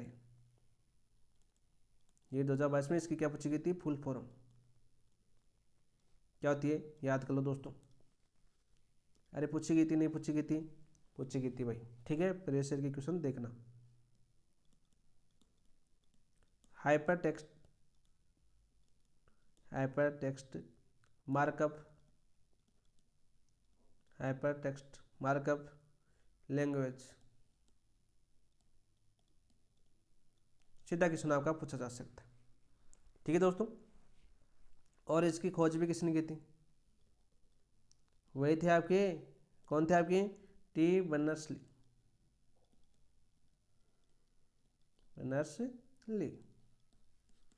नेक्स्ट क्वेश्चन की बात करते हैं, दुनिया का पहला वेब ब्राउजर कौन सा था? दुनिया का पहला वेब ब्राउजर कौन सा था? यहाँ पर भी क्वेश्चन पूछा गया था। इस वेब ब्राउजर से भी क्वेश्चन पूछा गया था रीट 2022 में। याद करो, पूछा गया था नहीं पूछा गया था? पूछा गया था। क्या क्वेश्चन पूछा गया था आपका? कौन सा वेब ब्राउजर नहीं है, सर्च इंजन नहीं है आपका? पूछा गया था नहीं पूछा गया था? पूछा गया था भाई। Internet explorer, mosaic, nexus, Netscape. तो राइट आंसर क्या हो जाएगा? पहला कौन सा है भाई वेब ब्राउजर? बताओ भाई। तो राइट आंसर हो जाएगा आपका नेक्सस, ऑप्शन नंबर 3। यहाँ पर रीट 2022 में पूछा गया था कौन सा सर्च इंजन नहीं है। सर्च इंजन आ सकता है या वेब ब्राउजर नहीं है दोस्त, ब्राउजर नहीं है। ये क्वेश्चन आपके रीट 2022 के अंदर आया था। ठीक है, आप देखो याद कर लो साथ साथ वेब ब्राउजर कौन कौन से हैं। यहाँ पर बता देता हूँ, जैसे इंटरनेट एक्सप्लोरर भी आ गया, मोजेक भी आ गया, नेक्सस भी आ गया, नेट स्केप भी आ गया। ये 4 तो ये हो गए, ऑप्शन चारों हो गए। यहाँ पर तो पहला पूछा था तो पहला तो ये हो गया, लेकिन ये चारों वेब ब्राउजर ही है। ठीक है, तो 4 तो ये हो गए। इसके अलावा दोस्तों आपके गूगल हो गया, कौन सा हो गया आपका? गूगल हो गया। ठीक है, अपना क्रोम हो गया।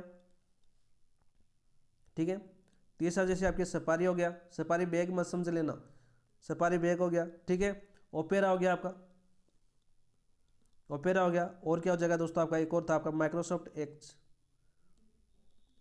माइक्रोसॉफ्ट एज भी हो गया। ठीक है, तो ये 5 से क्या है आपके वेब ब्राउजर है। और यहाँ से क्वेश्चन आपका रीट 2022 में पूछा गया था, तो हो सकता है यहाँ से फिर से भी क्वेश्चन पूछ ले। इस बार कोई और नाम आ जाए तो सारे के सारे याद कर लो, पूरे के पूरे आपको यहाँ पर स्क्रीन पर दिख रहे हैं दोस्तों। नेक्स्ट क्वेश्चन की बात करते हैं दोस्तों, ईमेल भेजने या सेंड करने के लिए कौन सा प्रोटोकॉल का उपयोग किया जाता है। इंपॉर्टेंट क्वेश्चन है, यहाँ से भी क्वेश्चन पूछा जाता है भाई। ईमेल भेजने के लिए कौन सा प्रोटोकॉल का उपयोग किया जाता है। HTTP वेब एक्सेस है, क्या है दोस्तों आपके वेब एक्सेस है। फुल फॉर्म की बात करें तो हाइपरटेक्स्ट ट्रांसफर प्रोटोकॉल है। FTP क्या है दोस्तों आपके फाइल ट्रांसफर प्रोटोकॉल, यानी फाइलों का लेन देन, फाइलों का लेन देन। SMTP यानी सिंपल मेल ट्रांसफर प्रोटोकॉल। तो ऑप्शन नंबर क्या हो जाएगा 3, यानी फुल फॉर्म भी पूछिए आपको, सिंपल मेल ट्रांसफर, स्पेलिंग देख लेना भाई दोस्त, प्रोटोकॉल, यानी इसका क्या है, ईमेल सेंड करना, ईमेल को सेंड करना। सारे के सारे को बता देता हूँ चारों ऑप्शनों का कि पूछे जा सकते हैं। PPP की बात करें दोस्तों तो आपके point two point protocol, point two point protocol. Next question की बात करते हैं दोस्त। नेक्स्ट क्वेश्चन क्या है, वेब सर्वर का मुख्य कार्य क्या है। वेब सर्वर का मुख्य कार्य क्या है, देखो सीधे सीधे क्वेश्चन है। ईमेल भेजना, नहीं दोस्त, ईमेल भेजना है क्या वेब सर्वर का कार्य, नहीं दोस्त। वेब पेज को उपयोगकर्ता तक पहुंचाना वेब सर्वर का मुख्य कार्य, सीधा पूछा जा सकता है। ऑप्शन नंबर 2 आपका राइट आंसर हो जाएगा। नेक्स्ट क्वेश्चन की बात करते हैं, किसी वेबसाइट तक पहुंचने के लिए ब्राउजर में लिखा जाने वाला वेब पता क्या कहलाता है। कोई भी वेबसाइट है उस तक पहुंचने के लिए ब्राउजर में लिखा जाने वाला वेब पता क्या होता है। IP एड्रेस होता है, URL होता है, डोमेन होता है या हाइपरलिंक होता है। तो राइट आंसर क्या हो जाएगा दोस्तों आपका, बताओ भाई कमेंट के अंदर फटाफट। तो अभी तो देखा हमने SSO वाला उदाहरण दिया था आपको, URL यूनिफॉर्म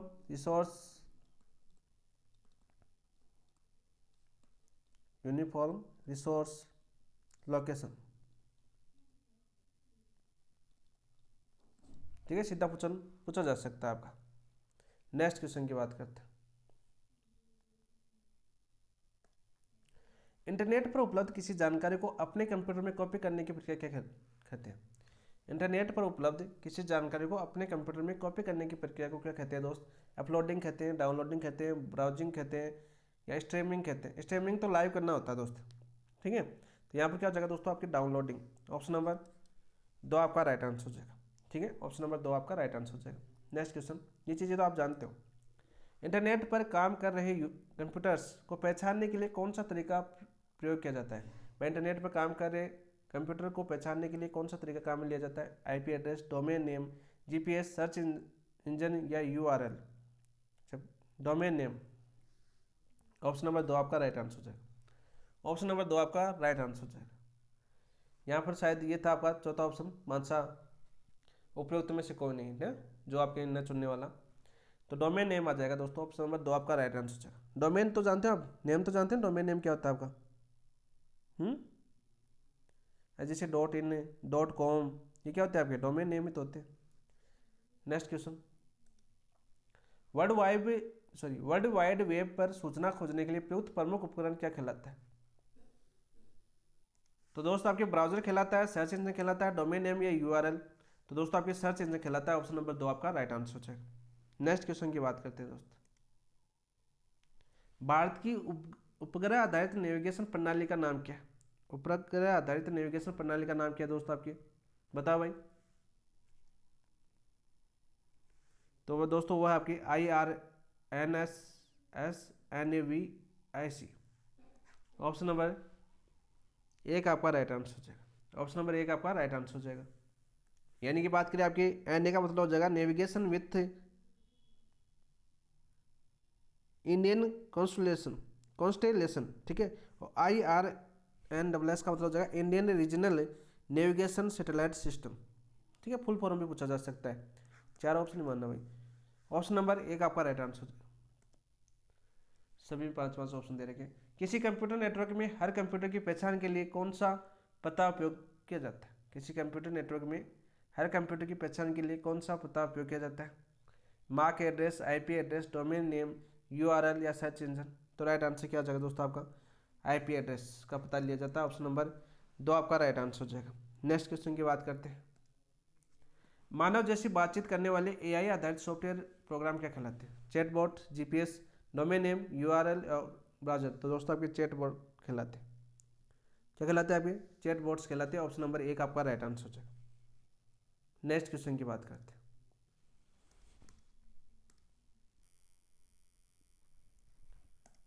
भारत सरकार द्वारा नागरिकों के दस्तावेजों को सुरक्षित रूप से अपलोड और एक्सेस करने के लिए कौन सा क्लाउड आधारित स्टोरेज सेवा शुरू किया गया है? कौन सा क्या गया दोस्तों? ये आपके रीट 2022 में पूछा गया क्वेश्चन है कि भारत सरकार द्वारा नागरिकों के दस्तावेज को सुरक्षित रूप से अपलोड और एक्सेस करने के लिए कौन सा क्लाउड आधारित स्टोरेज सेवा शुरू किया गया? Google drive, digi locker. Option number 2 आपका राइट आंसर हो जाएगा। ऑप्शन नंबर 2 आपका राइट आंसर हो जाएगा। ये मेरे हिसाब से खतरनाक दायित्व वाले क्वेश्चन थे, जिसमें से केवल बी, केवल सी ऐसे क्वेश्चन थे आपके, जो इंग्लिश से हिंदी में किया ना, नीचे वाले ऑप्शन आए नहीं। तो ऑप्शन नंबर 2 आप सीधा समझ लेना, ऑप्शन नंबर 2 आपका राइट आंसर, क्योंकि 3-4 क्वेश्चनों से आप देख रहे हो ना 5-5 ऑप्शन आ रहे हैं। यहाँ पर देखो इसमें भी 5 ऑप्शन आ रहे हैं। इंटरनेट पर उपलब्ध डेटा में से उपयोगी जानकारी ढूंढने और उसका विश्लेषण करने की प्रक्रिया क्या कहते हैं? इंटरनेट पर उपलब्ध डेटा में से उपयोगी जानकारी ढूंढने और उसका विश्लेषण करने की प्रक्रिया क्या कहते हैं? Cloud computing, data meaning, e governance, digital signature या ब्लॉकचेन। तो राइट आंसर क्या हो जाएगा दोस्तों आपके? डाटा मीनिंग कहलाता है। ऑप्शन नंबर 2 आपका राइट आंसर हो जाएगा। क्या हो जाएगा दोस्तों आपके? ऑप्शन नंबर 2 आपका राइट आंसर हो जाएगा। नेक्स्ट क्वेश्चन की बात करते हैं दोस्त। इंटरनेट के माध्यम से उपयोग की जाने वाली ब्लॉकचेन आधारित डिजिटल मुद्रा को क्या कहा जाता है? ब्लॉकचेन आधारित डिजिटल मुद्रा क्या कहा जाता है? ई मनी या क्रिप्टो करेंसी। तो क्या कहलाता है दोस्तों आपकी? क्रिप्टो करेंसी कहलाता है। ऑप्शन नंबर 2 आपका राइट आंसर हो जाएगा। ये क्वेश्चन भी आपके लिए 2022 में पूछा गया है। ठीक है, क्रिप्टो करेंसी वाला, क्रिप्टो करेंसी वाला। ऑप्शन नंबर 2 आपका राइट आंसर हो जाएगा। नेक्स्ट क्वेश्चन की बात करते हैं दोस्त। नेक्स्ट क्वेश्चन क्या होगा? अब जाके 4 ऑप्शन है। इनमें से कौन सा ई वॉलेट भारत सरकार द्वारा विकसित नहीं किया गया? कौन सा वॉलेट है जो आपकी भारत सरकार द्वारा विकसित नहीं किया गया? भीम यूपीआई भारत सरकार द्वारा विकसित किया गया था दोस्तों, आपकी भारत सरकार द्वारा ये वॉलेट है।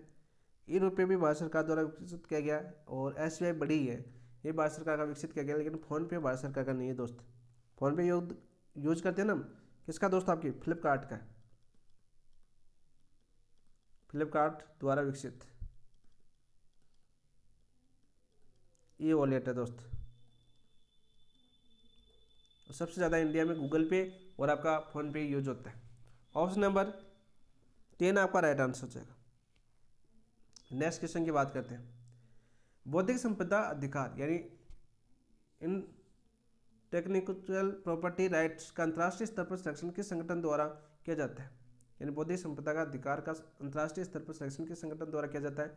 UNESCO, WHO, WIPO, IMF।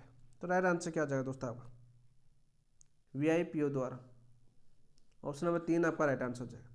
यह आपके सूचना प्रौद्योगिकी के सामाजिक प्रभाव शुरू हो चुके हैं दोस्त। ठीक है, अब तक हम पढ़ रहे थे आपके सूचना प्रौद्योगिकी की बात करें प्रभाव, क्या पढ़ रहे थे हम? सूचना प्रौद्योगिकी अनुप्रयोग पढ़ रहे थे।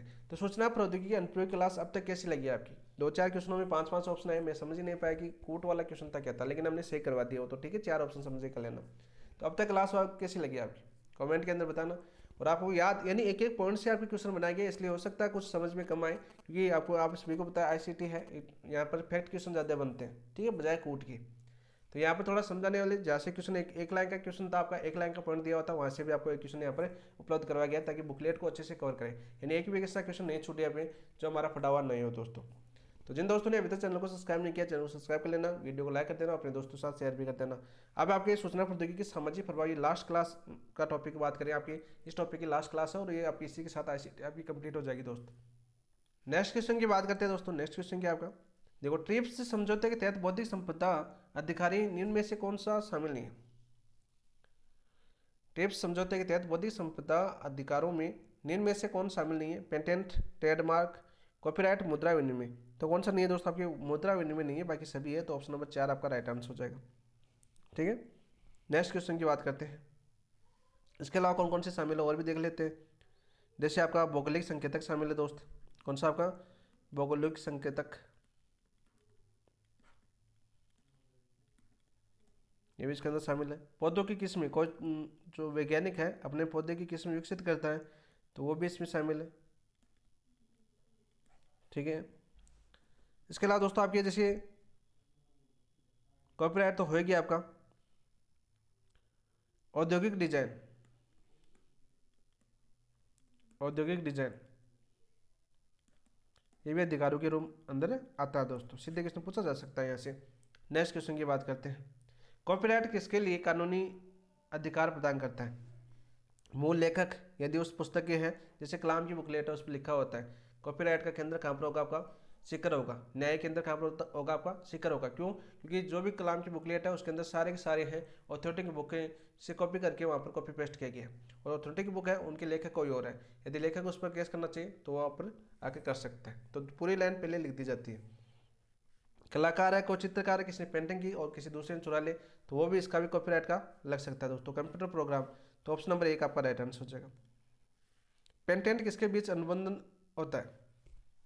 पेटेंट है किसके बीच अनुबंध होता है दोस्त? लेखक और प्रकाशक के बीच, आविष्कारक और राज्य के बीच, व्यापारी और सरकार के बीच, शिक्षक और छात्र के बीच। तो दोस्तों आपके जो पेटेंट है वो आविष्कारक और राज्य के बीच होता है दोस्तों अनुबंधन। तो ऑप्शन नंबर 2 आपका राइट आंसर हो जाएगा। नेक्स्ट क्वेश्चन की बात करते हैं, जी क्वेश्चन है। ट्रेडमार्क को सामान्यतः किस नाम से भी जाना जाता है? Brand name, patent, copyright, GI tag. तो राइट आंसर क्या हो जाएगा दोस्तों? आपके ब्रांड नेम के नाम से भी जाना जाता है। ऑप्शन नंबर 1 आपका राइट आंसर हो जाएगा। ठीक है, नेक्स्ट क्वेश्चन की बात करते हैं। भौगोलिक संकेतक यानी जीआई टैग की बात करें, जैसे राजस्थान में सांगरी को जीआई टैग मिला अभी। भौगोलिक संकेतक जीआई टैग किन उत्पादों के लिए दिए जाते हैं? किसी क्षेत्र विशेष की भौगोलिक परिस्थितियों पर निर्भर उत्पाद, किसी क्षेत्र विशेष की भौगोलिक परिस्थितियों पर निर्भर उत्पाद है उसको जीआई टैग दिया जाता है। तो सांगरी को दिया गया राजस्थान के अंदर, वैसे वो और को भी दिया गया।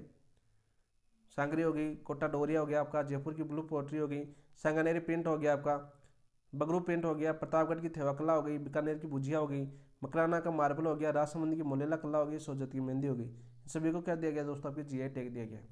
तो ऑप्शन नंबर 1 आपका राइट आंसर हो जाएगा। नेक्स्ट क्वेश्चन,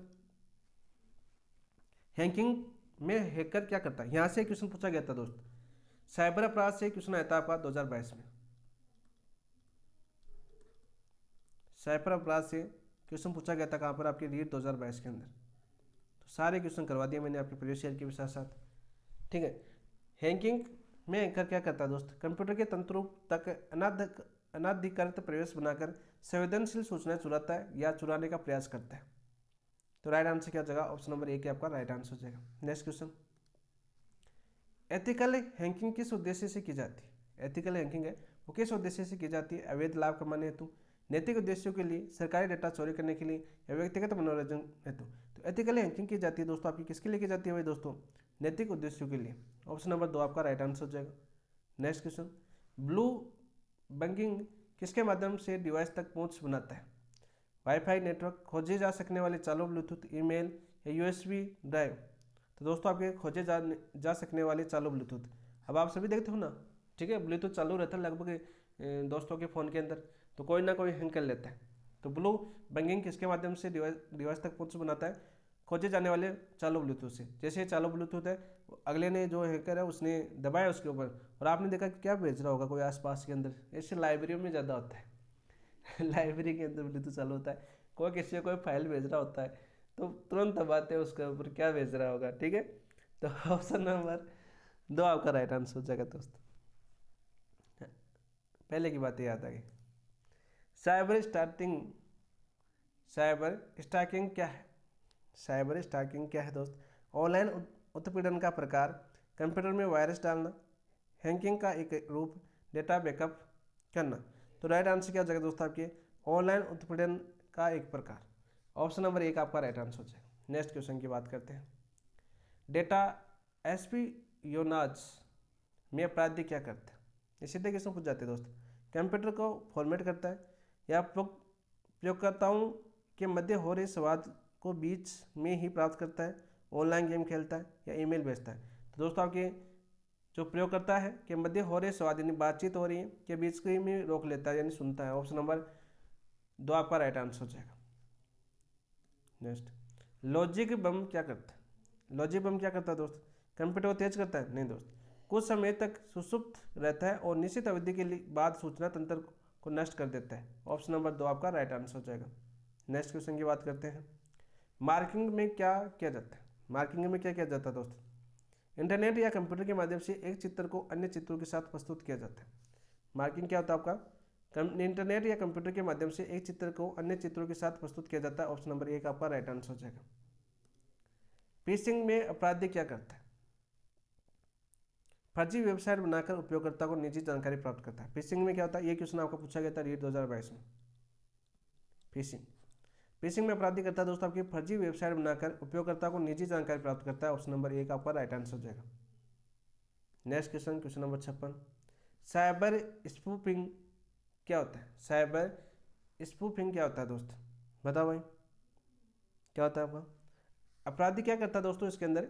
अज्ञात स्रोत से संचार भेजता है, पर रिसीवर के पास ज्ञात स्रोत के रूप में डिस्प्ले पर होता है। यानी किसी दोस्त अपना, किसी दोस्त, जैसे अभी टेलीग्राम बहुत ज़्यादा हैंग हो रहा है, ठीक है, काफ़ी दोस्तों से हैंग हो रहा है और पैसे मांगने का मैसेज आता है, ठीक है, उसी दोस्त के बारे में, और काफ़ी भेज भी देते हैं काफ़ी दोस्त वगैरह, क्योंकि वो फ़ोन करके पूछते नहीं है, क्लोज फ्रेंड होते हैं वो भेज देते हैं, ठीक है।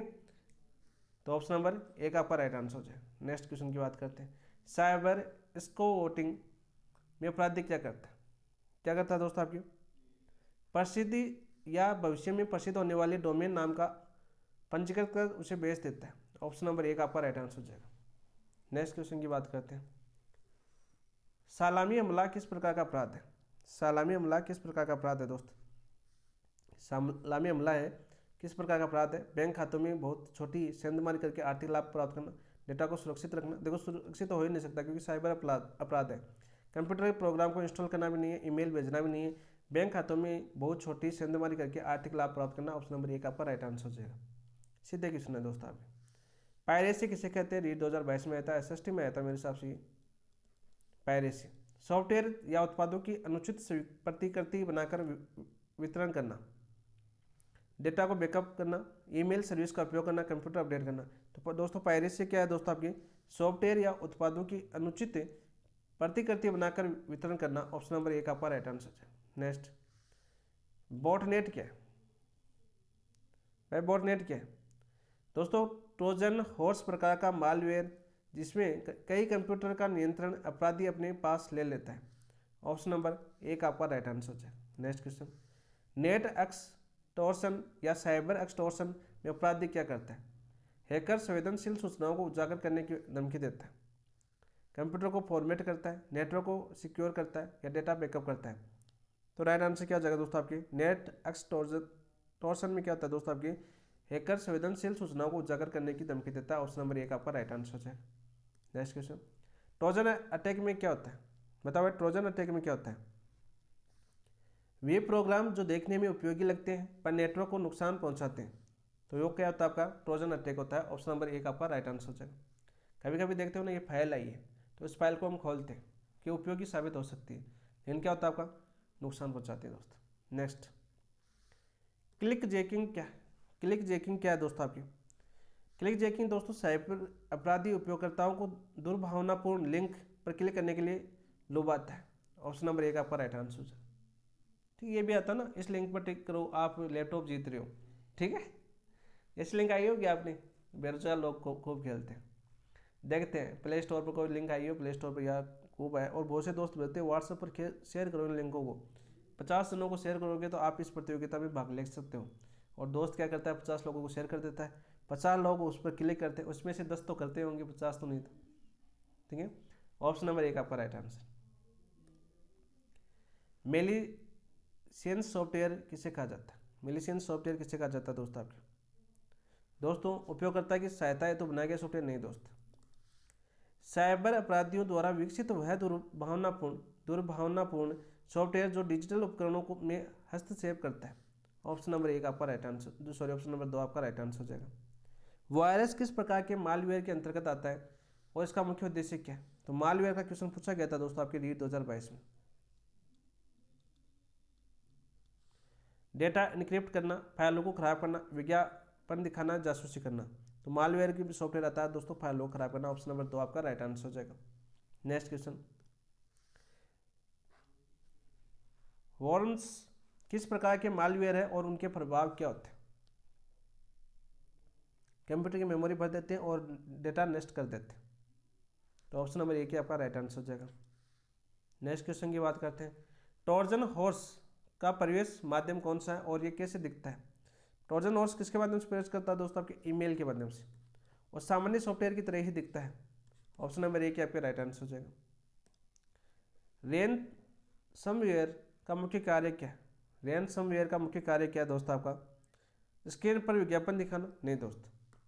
फाइलों को इनक्रिप्ट करना और फिर फिरौती मांगना, ये क्या होता है आपका? रैनसमवेयर होता है दोस्तों। ऑप्शन नंबर दो आपका राइट आंसर हो जाएगा। Next question. स्पाईवेयर किस प्रकार का मालवेयर है दोस्त? विज्ञापन दिखाने वाला, कंप्यूटर की मेमोरी बनने वाला, जासूसी करने वाला, या फाइलों को नष्ट करने वाला? दोस्तों आपकी स्पाईवेयर है वो जासूसी करने वाला मालवेयर है। ऑप्शन नंबर तीन आपका राइट आंसर हो जाएगा। एडवेयर का मुख्य उद्देश्य क्या? एडवेयर का मुख्य उद्देश्य क्या है दोस्तों आपकी? फाइलों को इनक्रिप्ट करना? नहीं दोस्त। कंप्यूटर को धीमा करना? नहीं। स्क्रीन पर विज्ञापन दिखाना एडवेयर का काम है, यानी ऐड से समझ सकते हो आप। जैसे आपके टेलीग्राम पर नीचे नीचे आता है और काफ़ी लोग पैसे डाल देते हैं, बिजनेस मैन बन जाते हैं, ऐड वगैरह आते हैं ना, यूट्यूब के ऊपर ऐड आते हैं। तो स्क्रीन पर क्या दिखाता है दोस्तों? का विज्ञापन दिखाता है। आजकल तो आपके फाइल मैनेजर उसके ऊपर भी ऐड आने लगे। तो ऑप्शन नंबर तीन आपका राइट आंसर हो गया, यानी कि आपका पूरा डाटा अब ब्राउजिंग हो चुका है दोस्त। नेक्स्ट क्वेश्चन की बात करते हैं दोस्त। सॉफ्टवेयर पायरेसी किस स्थिति में होती है? सॉफ्टवेयर पायरेसी किस स्थिति में होती है आपकी? जब कोई उपयोगकर्ता सॉफ्टवेयर लाइसेंस का पालन करता नहीं दोस्त। जब किसी कॉपीराइट सॉफ्टवेयर को बिना अनुमति या सोर्स कोड में छेड़छाड़ करके उपयोग किया जाए। तो ऑप्शन नंबर दो आपका राइट आंसर हो जाएगा। नेक्स्ट। सॉफ्टवेयर पायरेसी किस स्थिति में होती है? सॉफ्टवेयर पायरेसी है किस स्थिति में होती है? जब कोई, ये तो हम कर चुके हैं, ऑप्शन नंबर दो आपका राइट आंसर हो जाएगा। नेक्स्ट। सूचना प्रौद्योगिकी अधिनियम 2000 किसके लिए लागू किया गया? इंपॉर्टेंट क्वेश्चन है। सूचना प्रौद्योगिकी अधिनियम 2000 मैंने बताया था ना आपको, पूछा जा चुका है क्वेश्चन। सूचना प्रौद्योगिकी अधिनियम 2000 किसके लिए लागू किया गया? केवल कंप्यूटर हार्डवेयर के लिए, केवल इंटरनेट सर्विस प्रोवाइडर के लिए, इलेक्ट्रॉनिक दस्तावेजों को कानूनी वैधता देने के लिए? केवल मोबाइल एप्लीकेशन के लिए। तो किसके लागू किया गया दोस्तों? ये इलेक्ट्रॉनिक दस्तावेजों को कानूनी वैधता देने के लिए। तो ऑप्शन नंबर तीन आपका राइट आंसर हो जाएगा। तो ये आपका आईसीटी आपकी कंप्लीट हो चुकी है। काफ़ी लास्ट वाले सीधे सामाजिक प्रभाव वाले सीधे सीधे फैक्ट क्वेश्चन दे दोस्त, यानी एक एक लाइन दे रखी थी, एक एक लाइन के सारे क्वेश्चन आपको देखने को मिलेंगे यहाँ पर। तो क्वेश्चन क्लास कैसे लगी आप कमेंट के अंदर बताना। जिन दोस्तों ने सब्सक्राइब नहीं किया है तो सब्सक्राइब कर लेना। कल कौन सा टॉपिक स्टार्ट करना है? देखो यहाँ पर इस बुकलेट के दो टॉपिक बचे हैं। एक तो बचा दोस्तों आपके सामान्य ज्ञान, और एक बचा दोस्तों आपके मनोविज्ञान। तो ये दोनों एक के साथ ही करेंगे, लंबी क्लास करेंगे ना, ठीक है, ताकि दोनों टॉपिक कल और परसों में कंप्लीट हो जाए। तो ये बुकलेट अपनी कंप्लीट हो जाएगी, ठीक है। यानी 30 क्वेश्चन हम दोबारा रिवीजन कर लेंगे। वैसे तो रिवीजन हम बहुत ज़्यादा कर चुके हैं। जब तक आपकी एग्जाम नहीं होगी वहाँ तक साथ रहेंगे, आपके साथ रिवीजन करवाते रहेंगे। जो जो टॉपिक मैसेज आते हैं उसी के हिसाब से आपकी क्लास बनाई जाती है दोस्तों। तो आईसीटी का कंप्लीट बोला था तो कंप्लीट हम करवा चुके हैं। बोला कि आईसीटी पूरी करवाओ, बुकलेट कंप्लीट करवाओ, तो बुकलेट करवा रहे हैं। अब कौन से करवाएं? कल सामान्य ज्ञान करवा देते हैं आपका, ठीक है। सामान्य ज्ञान के अंदर दोस्तों आपके 5 टॉपिक तो आप सीधे कर सकते हो। जैसे प्रतीक चिन्ह हम कर चुके हैं, देखो प्रतीक चिन्ह आ जाएगा आपका, ठीक है। और इसके अंदर आपके नगर व स्थल आ जाएंगे, जिला दर्शन। इसके अंदर आपके अनुसंधान आ जाएंगे, वैसे हम कर चुके हैं अनुसंधान। नाथ एप्लीकेशन की बुक करवाए ना अभी, ठीक है। प्रमुख उद्योग आ जाएंगे दोस्तों आपके। इसके अलावा दोस्तों आपके यहाँ पर जन कल्याणकारी योजनाएं आ जाएगी। अब जन कल्याणकारी योजना आप सबने देखी है, साथ साथ आपकी फ्लैगशिप योजना भी आ जाएगी। फ्लैगशिप योजना इस साल आपकी 25 है। तो एक क्लास तो इन योजनाओं की बनेगी। वैसे योजनाओं की हम पहले कर चुके हैं, लेकिन एक क्लास तो इन योजनाओं की बनेगी। तो इनको रिविजन करवाना जरूरी है, क्योंकि अभी जमादार के अंदर आपके 18 क्वेश्चन पूछे गए थे। यानी प्रारंभ क्रम पूछा गया था कि प्रारंभ से क्रम बताओ, कोट वाले क्वेश्चन ऐसे आए थे। तो एक बार इनको शुरू में देख लेते हैं ऊपर ऊपर से, ठीक है। कल जन कल्याणकारी योजनाओं का रिविजन करवाते थे जमादार पेपर को ध्यान में रखते हुए, यानी उसी प्रकार के क्वेश्चन बनाते हैं। बोर हो जाओगे लेकिन आप, ठीक है। बोर नहीं होगे तो आप पढ़ लेना दोस्तों, ठीक है। क्लास में बना दूंगा, देखते हैं जो होगा देखा जाएगा। क्योंकि डेट जैसे आज वाले क्वेश्चन लास्ट वाले क्वेश्चन में ऐसा लगा होगा, क्योंकि मैं भी जानता हूँ आपकी थिंकिंग क्या है। आपको मसाले वाली क्लासेस चाहिए होती है, लेकिन वो नहीं होती दोस्त। पढ़ाई जहाँ पर करनी होती है वहाँ पर सीरियस पढ़ाई भी होती है। आपको आगे जाना है, एग्जाम में आगे जाना है, तो आपको डिटेल से पढ़ना पड़ेगा। ऑथेंटिक बुकों की डिटेल पढ़नी पड़ेगी, तब जाकर आप एक कदम आगे जा सकते हो। वो ज़माना नहीं रहा अब 2013-14 वाला, ठीक है। 2018 तक ही आपकी एग्ज़ाम ईजी होती थी, अब कंपटीशन बहुत ज़्यादा बढ़ चुका है, टीचिंग एग्जाम में भी बहुत ज़्यादा बढ़ चुका है। और आजकल लॉजिकल क्वेश्चन नहीं आते हैं आपके, रिकॉल वाले क्वेश्चन, जैसे आरपीसी अध्यक्ष ने बोला कि रिकॉल वाले क्वेश्चन नहीं पूछे जाएंगे, ऐसे क्वेश्चन पूछे जाएंगे जहाँ पर आप विचार कर सको, सोच सको। पहले फैक्ट क्वेश्चन आते थे सीधे सीधे, चलो बता दो राजस्थान की राजधानी जयपुर है, वो बहुत ज़माना गया है। जरूरी नहीं है, पूछा भी जा सकता है। जैसे आपके कंडक्टर के एग्जाम में पूरा का पूरा प्रीवियस ईयर क्वेश्चन दिए थे, पूरे लास्ट 2025 में जितने क्वेश्चन पूछे गए थे ये मान लो, वो दे दिए लोगों के 95 100 में से 99 क्वेश्चन सही है। क्योंकि दिशा 2020 हो गई, नाथ पब्लिकेशन, वो फट दिशा तो आपके पास होती है, प्रीवियस ईयर के लिए क्वेश्चन लेके आती है दिशा 2020, तो वो पूरी फट दी थी उन्होंने, ठीक है, तो वैसे कर दिए। देखते हैं रिजल्ट आने वाला है आपका काफ़ी, जैसे पोस्ट ग्रेड, कंडक्टर, प्लाटून, इन सभी का रिजल्ट भी आने वाला है, ठीक है। तो चलिए दोस्तों, कल करते हैं, आप कमेंट पर निर्भर करेगा, सामान्य ज्ञान करें या मनोविज्ञान करें, और साथ साथ पढ़ा करो दोस्तों, रिवीजन करा करो। और ये क्लासें मैं इसी टाइम पर डालता हूँ, जैसे सुबह पेपर कर रहे हैं हम आपकी 2.0 की, तो दोपहर में डालता हूँ। मुझे पता है उस टाइम किसी की पढ़ाई नहीं होती, सुबह से लेकर शाम तक आप पढ़ते हो, फिर आपकी ये सब सोते टाइम आप इस क्लास को देखा करो, ठीक है। MCQ के माध्यम से आपका रिवीजन बहुत ज़्यादा बेस्ट हो जाएगा, उसी हिसाब से देखता हूँ, उसी प्रकार से हमें भी टाइम मिलता है। तो इसी के साथ समाप्त करते हैं। थैंक यू, धन्यवाद दोस्तों, जय हिंद।